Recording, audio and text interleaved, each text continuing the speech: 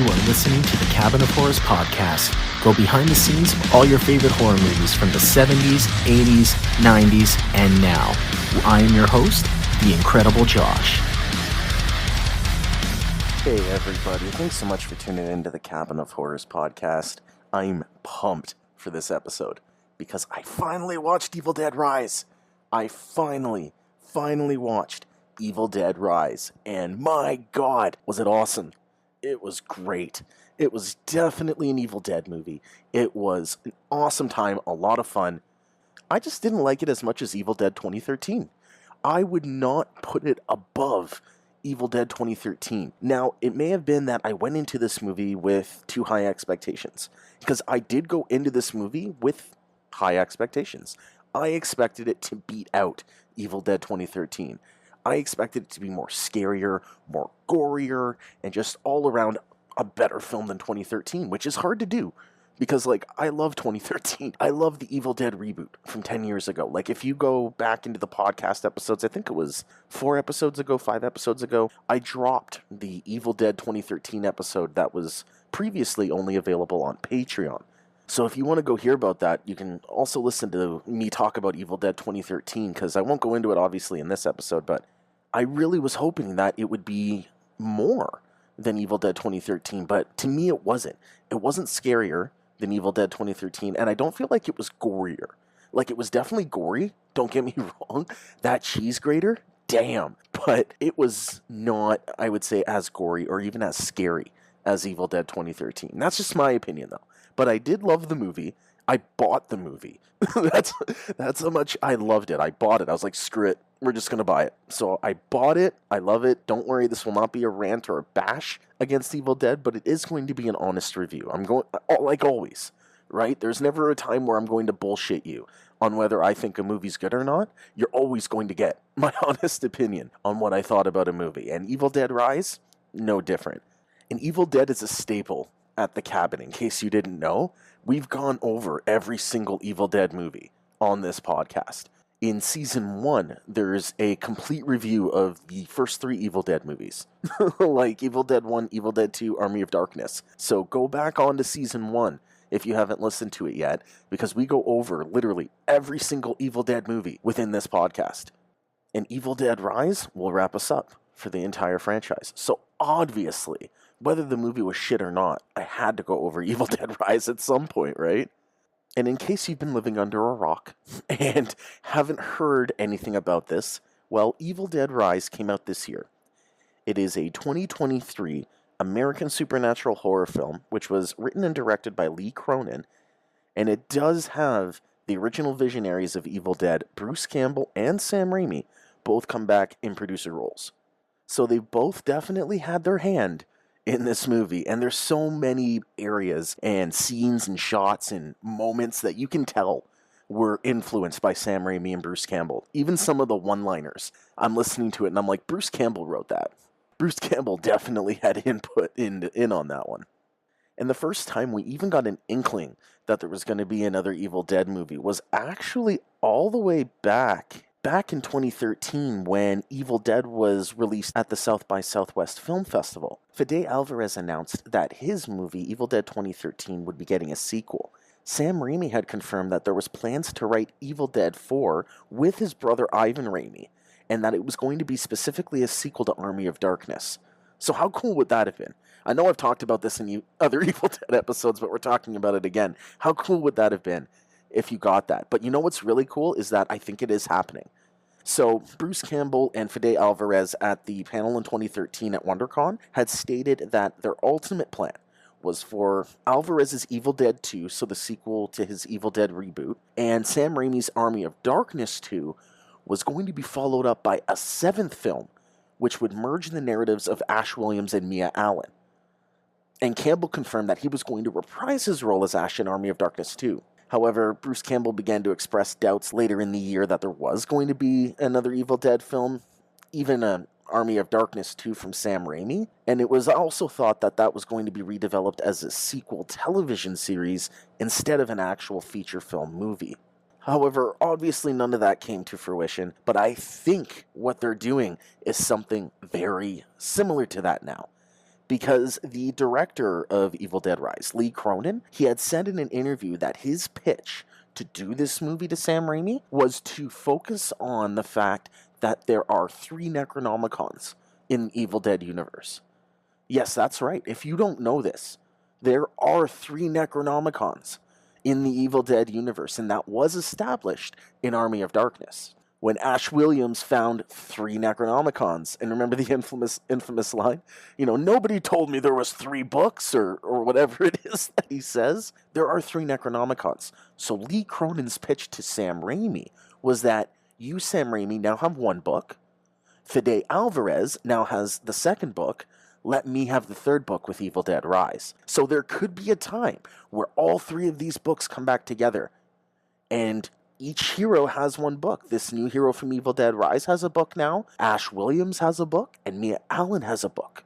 So, hey, who knows what could happen with 3 Necronomicons in the universe, right? It wasn't until October of 2019 when Sam Raimi announced at New York Comic Con that a new Evil Dead film was in development. Robert Tappert was set to produce, and Raimi and Campbell's coming on as executive producers under their Ghost House Pictures banner. Then in June of 2020, Campbell had revealed that Lee Cronin was actually handpicked by Sam Raimi to write and direct the film, which was then titled Evil Dead Now. So that was the working title for Evil Dead Rise, was Evil Dead Now, which is pretty interesting. And I kind of wonder why they changed the Now to Rise. Maybe it's to give us a hint that there's going to be more Evil Dead movies. Who knows, right?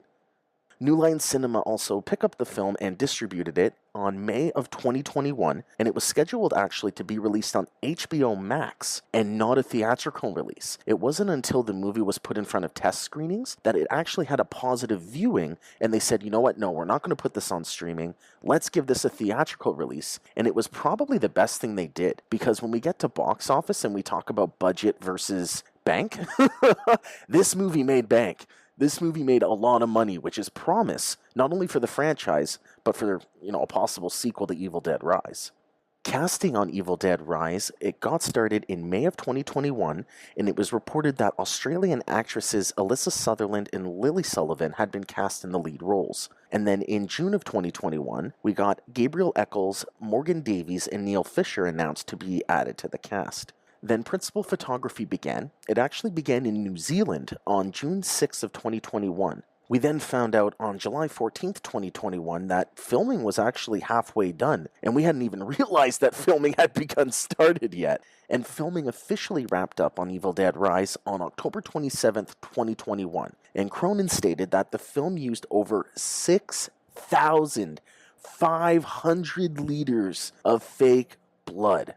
Like, it used 6,500 liters of fake blood. That's more than Evil Dead 2013 right there. And even though this film did have more CGI in it than previous Evil Dead installments, it did rely more on practical effects than CGI, and the blood was 100% practical. There is no CGI blood in this movie. Because trust me, if there was, this would have turned into a Bash episode.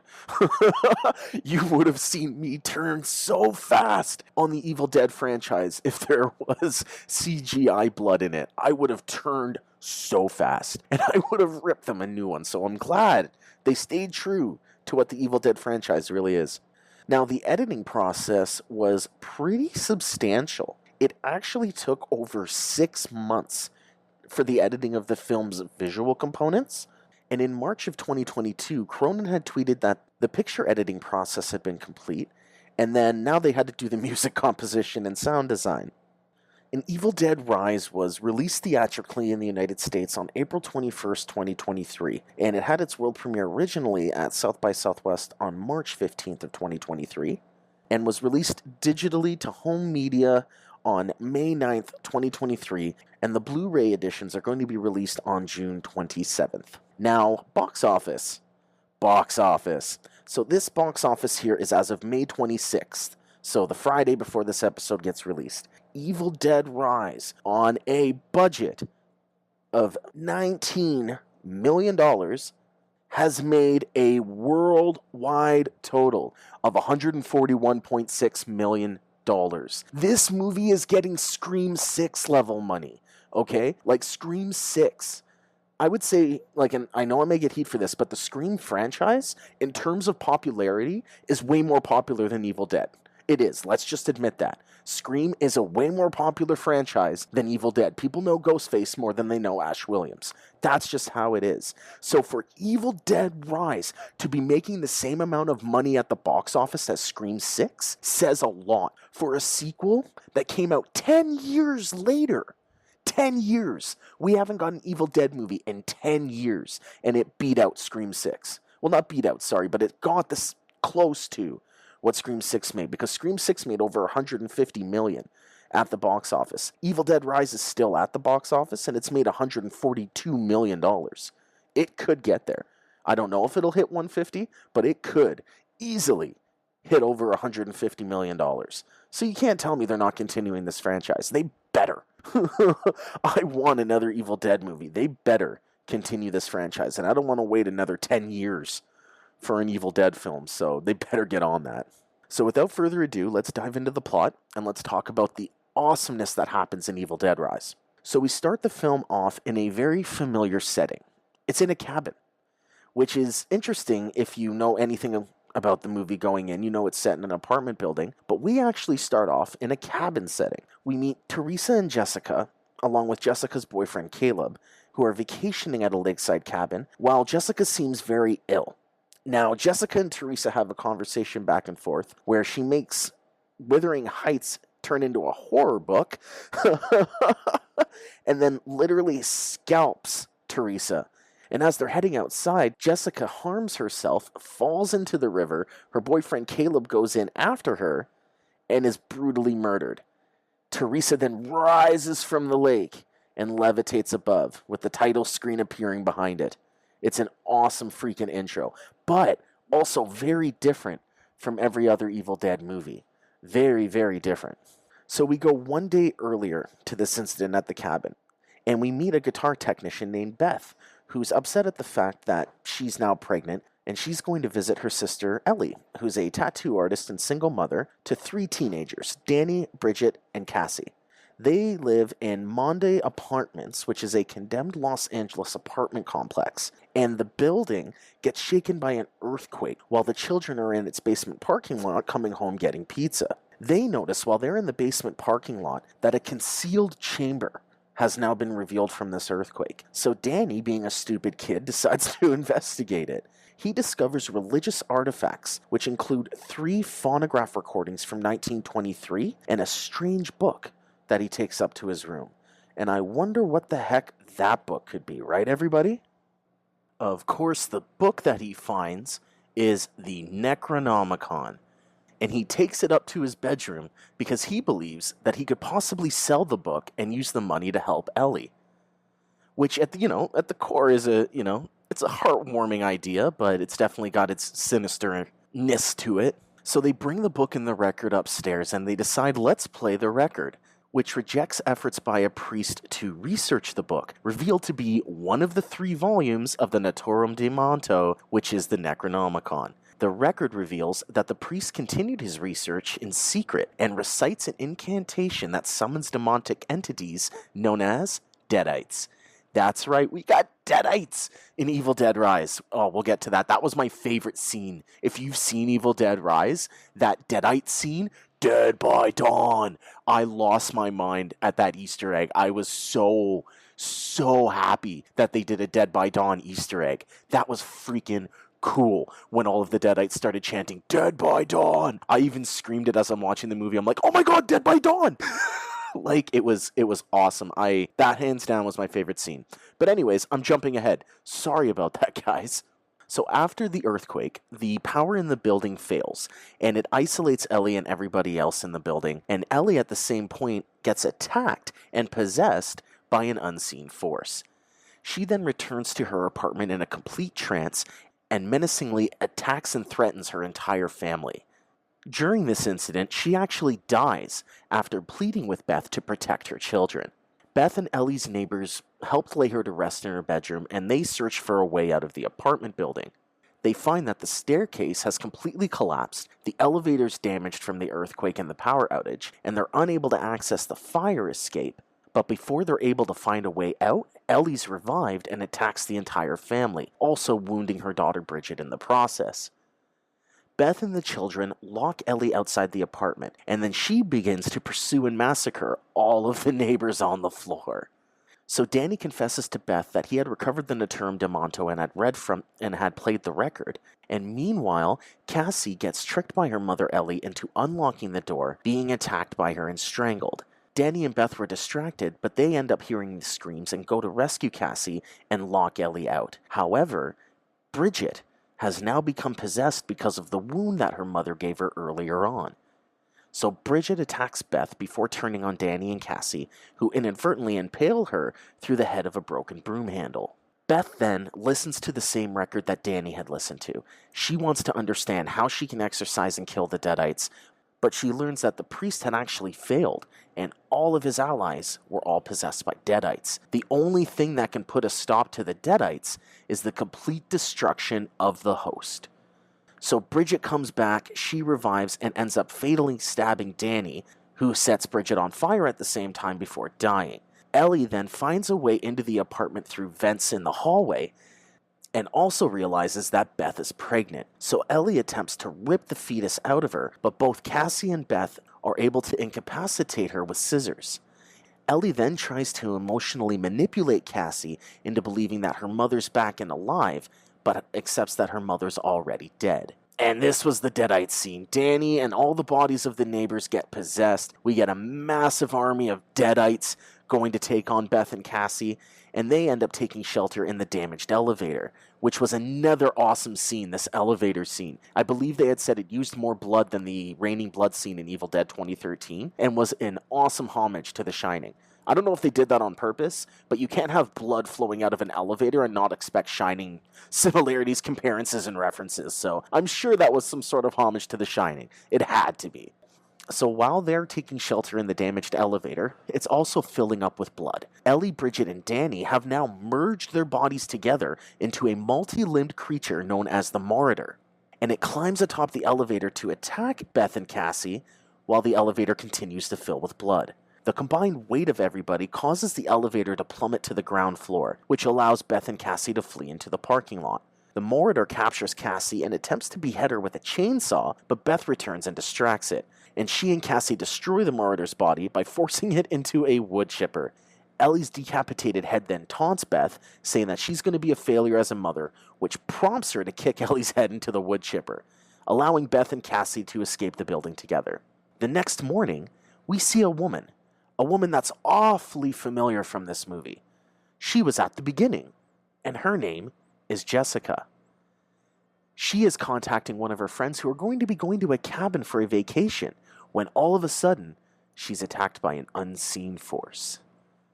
Which I thought was an excellent ending, because you find out at that point that the beginning of the movie was actually the end. So the demon is still running free. There is still a demon attached to this third Necronomicon book that was not defeated, which is a first, because Mia defeated the Abomination, and Ash defeated Henrietta, and the Warlord, and everybody else in the other Evil Dead movies, right? So the demons are always vanquished. In Ash vs. Evil Dead, right? He vanquished the demons in there too, and vanquished Bilal and all those guys. The demons always get vanquished in an Evil Dead movie. But this movie confirms that this demon is still around. This demon was not defeated. There is a third Necronomicon book, and this demon's at a cabin. So what I'm hoping for is that we're going to get the third and second Necronomicon books. So Mia Allen's Necronomicon and Beth's Necronomicon, I want them to meet. Because then you know what's going to happen, right? Like, those two aren't going to be able to save the day. You're going to get a post-credit scene where all it says is "Hail to the King, baby," and you know it. Like, come on, I want Ash one more time. I know Bruce Campbell's like 60. I don't care. I just want it one more time. Like, yes, Ash vs. Evil Dead, great way to end the character of Ash Williams. They did an awesome job, sending him off into the stars, basically, with a groovy quote. Like, it was a good ending, Ash vs. Evil Dead, like, to the character itself. But I feel like there can still be one more movie with Ash where he actually passes the torch. Because that's one thing that hasn't been done in the Evil Dead franchise. There hasn't been a passing of the torch. So I feel like a passing of the torch in Evil Dead would be really cool, and have, Mia, Ash, and Beth all in one movie, like a super multiverse Avengers Endgame style Evil Dead franchise movie. Like, that would be so freaking cool if we were able to get that. But that's Evil Dead Rise. I absolutely loved the movie, and like I said before, I hope they do something with the Necronomicon books, because that's a really cool concept that now Sam Raimi has a Necronomicon, Fede Alvarez has one, and this new director, Lee Cronin, also has a Necronomicon. So it bodes well for the Evil Dead franchise, especially in terms of storytelling, so it'll be interesting to see exactly where they go with the Evil Dead franchise. But that wraps us up for our exclusive talk on the 2023 horror film Evil Dead Rise. We are going to move into our Decade in Review series and talk about a 1972 horror film, because that's what year we're at. We're now at 1972, and we're going to talk about literally one of my favorite horror movies of all time. I absolutely love this movie. We are talking about Horror Express. It is a phenomenal creature feature horror film, has Peter Cushing in it, Christopher Lee. Like, how can you go wrong with a movie that stars both Christopher Lee and Peter Cushing? You know I'm about to talk about a good movie.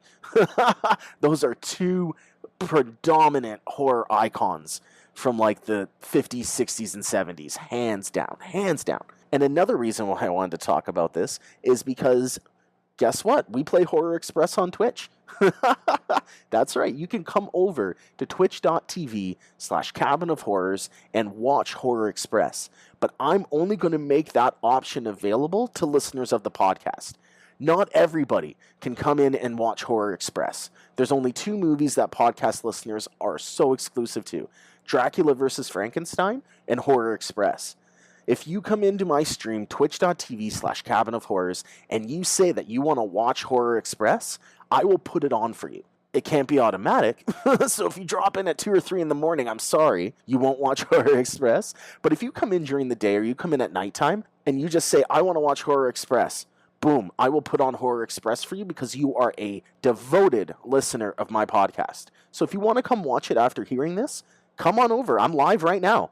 Guaranteed, if you're listening to this podcast, no matter what day, no matter what time, I am live right now. So come on by, come hang out, twitch.tv/Cabin of Horrors, and let me know if you want to watch Horror Express. If you don't, though, there's literally 20 other movies that I have on my Twitch channel. 20 movies. 10 creature feature and sci-fi movies and 10 horror movies that you can literally play at any time.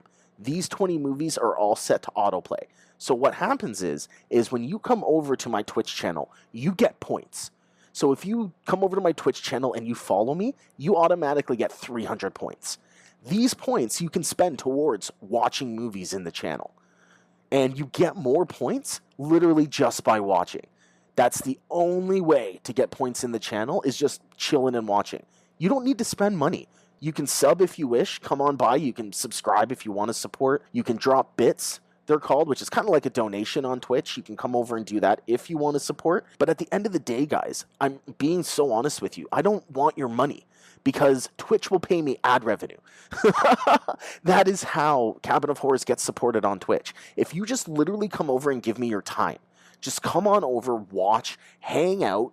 Obviously, you like horror movies because you're listening to my podcast. So come on over and just hang out. That's literally it. You could have us tabbed up on your computer, not even, paying much attention, and it's just on, and you're supporting Cabin of Horrors by just watching.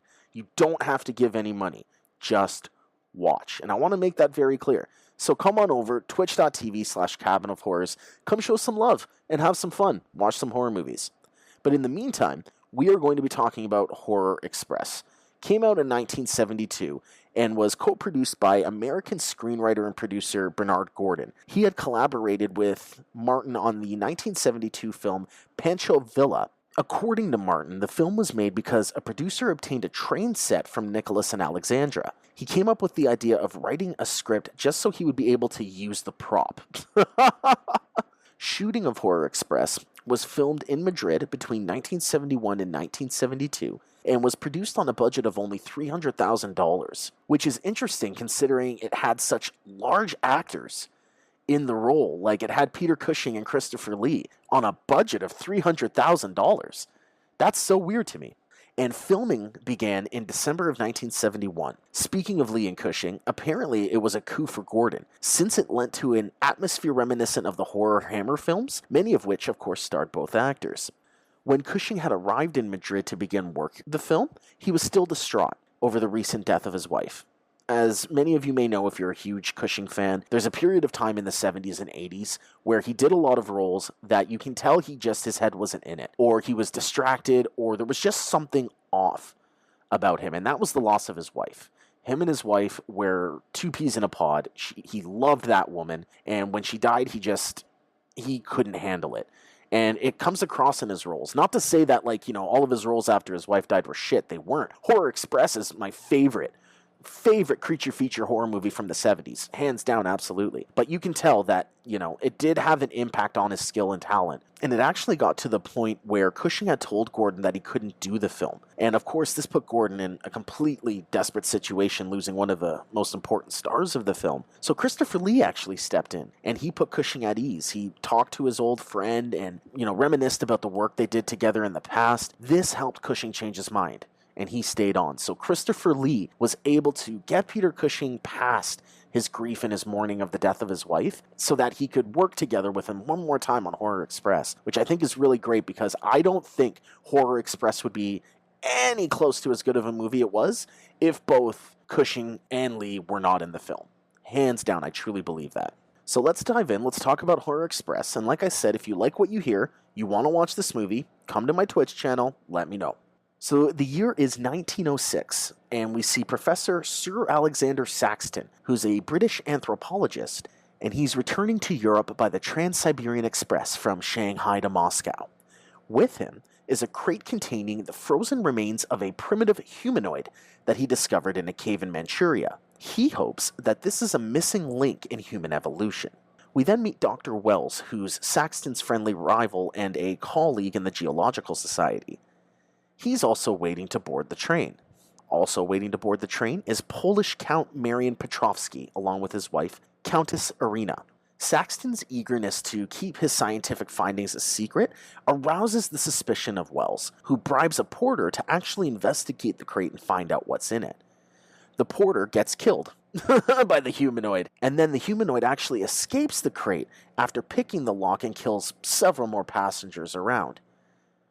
Wells performs an autopsy on one of the passengers and deduces that the creature absorbs the skills and memories of its victims.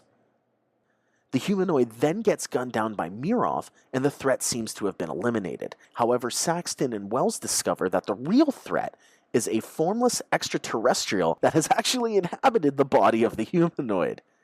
And unknown to them, this creature has transferred itself into Mirov. This extraterrestrial has been stranded on Earth for millions of years, and it starts killing passengers with specific knowledge that could help it build a new spaceship. Eventually, Captain Kazan stabs and shoots Mirov, and Mirov is dying. Now Mirov is dying, and Purjadov decides that he's going to pledge its allegiance to the creature, believing that it's Satan, and allows it to possess him. The passengers begin to flee to the brake van, while the alien murders Kazan, his men, and the Count. Saxton now discovers that the creature can't use its powers when it's exposed to light, decides to blind it, and the alien begins to bargain with Saxton, tempting him with its advanced knowledge of technology and cures for diseases. However, Saxton refuses, and it resurrects all its victims as zombies and has them attack Saxton. A fight is underway. Saxton starts fighting with the Countess. They're going through the train until they reach the van where the other survivors have taken refuge. Saxton and Wells uncouple the van from the rest of the train, which contains the alien. Kazan's superiors then send a telegram to a dispatch station ahead, instructing them to destroy the train by sending it down a siding overlooking a gorge. Their survivors watch as the train crashes down the gorge and goes up in flames. The end. That is Horror Express. Pretty cool concept, right? It's almost like The Thing-ish, kinda. It's kinda got like a similar idea to The Thing, where you don't know who's who, and you gotta figure out what the alien's doing. I liked it. I thought Horror Express was a great story. Awesome execution of acting by Cushing and Lee, 100%. It's a really fun time, and if you haven't seen it, like I said, come on over to our Twitch channel, twitch.tv/Cabin of Horrors, drop in the chat that you want to watch Horror Express. I'll put it on for you. I got you. Thanks for listening. And that also wraps us up for our Decade in Review series of the podcast and completely for this episode of the podcast. So thanks again, you guys, so much for coming out and listening. I really appreciate it. I hope you enjoyed talking about Evil Dead Rise, and I'd love to hear what you thought about it. So come on over to my Instagram, instagram.com/Cabin of Horrors podcast. Drop a comment on a post, send me a message. Let me know what you thought of Evil Dead Rise, because I'd absolutely love to hear your opinion. I love hearing the thoughts of everybody on horror movies, especially if it's different than mine, because that's where a fun conversation gets to happen. Next week, I will be back with a very, very special episode. It is going to be a first for the Cabin of Horrors, next week's episode, because next week, I am going over the Australian horror film Surrogate. I don't even know if you've heard of Surrogate. You probably haven't, but this one's my underrated gem of the season, because not only are we going over this movie, which is on Tubi, by the way, so if you want to prepare for next week's episode of the podcast, go to Tubi right now and type in Surrogate and watch it. It is an awesome horror film, and I'm actually interviewing the director. Well, actually, I've already interviewed him. I have the interview already ready. The episode is actually already done and scheduled. So next week, I will be interviewing David Willing, who is the director of the horror film Surrogate. So I'd love for you guys to stop by next week and listen to that episode. It was so much fun interviewing David and talking about Surrogate. It's an amazing film. So if you haven't seen it yet, go watch it on Tubi. You've got a week. Go watch it on Tubi so that you can be ready for next week's episode. Because the other thing is, I'm not going to be doing spoilers. On next week's episode, for the first time ever, not only will we be doing an interview, I will not be doing a plot synopsis. So if you actually want to know what I'm talking about with this movie, go to Tubi, search Surrogate, and watch it before next week. Trust me, you will not regret it. And until